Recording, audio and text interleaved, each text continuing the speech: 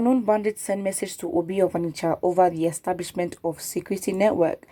A group is still under closure, which is identified as unknown government responsible for the attacks on the Nigerian police and soldiers in Anambra, has sent a message to Igwe Inamaka Alfred Achebe, OBI of ONITSHA. Certain information and news have been recorded as gunmen kill 6 Nigerian police and naval officers, and the attack seems to be increasing. This prompted the Igwe Achebe to develop a security network that would help to control and curtail the raging power of these bandits.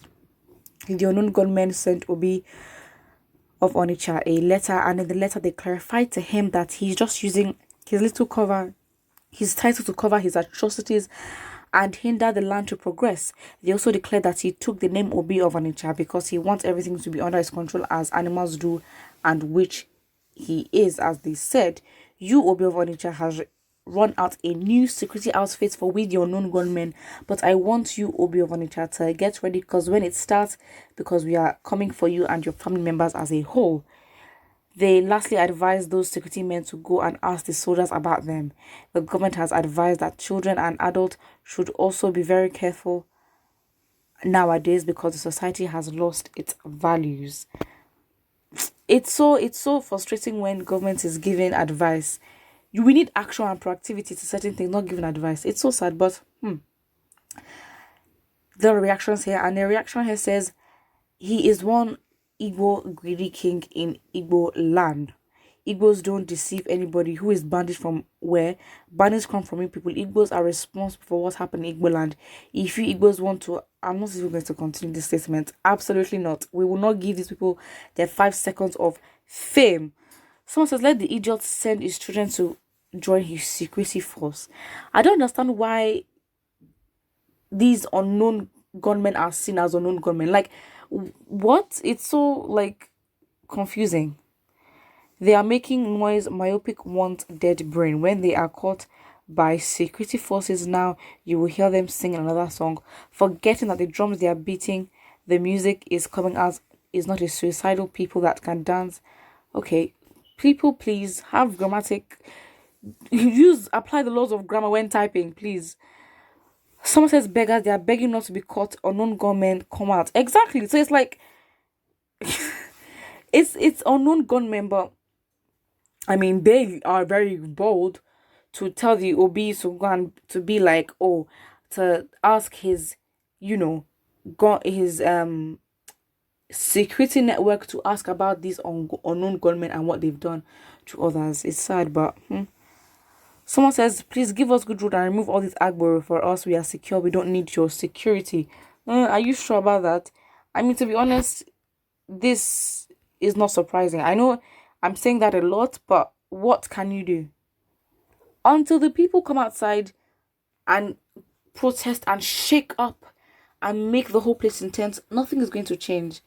And I think it's just sad because these people are, in a way, they are very untrustworthy, of course, but then they're already planning for 2023, and it will be a shame because what will most likely happen is that they might even get into government, but hopefully that will not be the case. But again, all these, the news of gunmen, all that, like, it's fine. I mean, it's not fine, but like, what can Nigerians do? This kind of news is a news that is very consistent, and it's just sad. Somebody says, Obi, why don't you generalize the terms of reference? Someone says, this is disrespect to the king and he's not a politician. So you can't talk to him anyhow. Please be warned. And so what? Like, what will happen? Like what will happen? Fam, he's a king, but then he's useless in his title, because his title does not necessarily give him sort of, because again, if the government can do anything to suppress what his actions are, they can.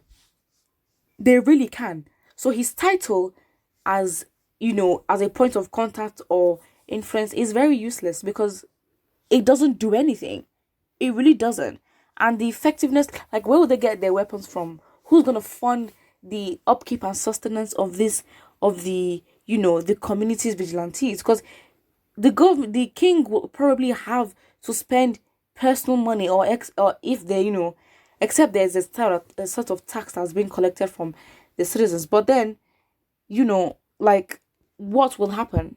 What will happen? I mean, if the government decides that, what, OB or whatever, don't do anything, they have every right to do that, because in the constitution, political, kings do not necessarily hold enough power.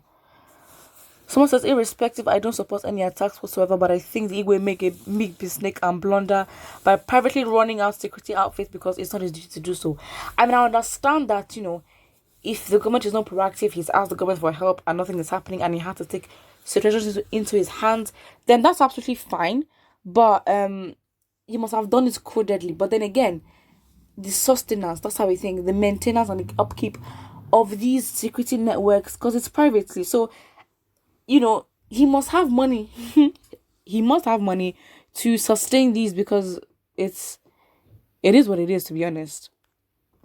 Someone says gunmen kill police, navy, and burn stations. A vigilante was set up. Is it for vigilante to protect the police and navy?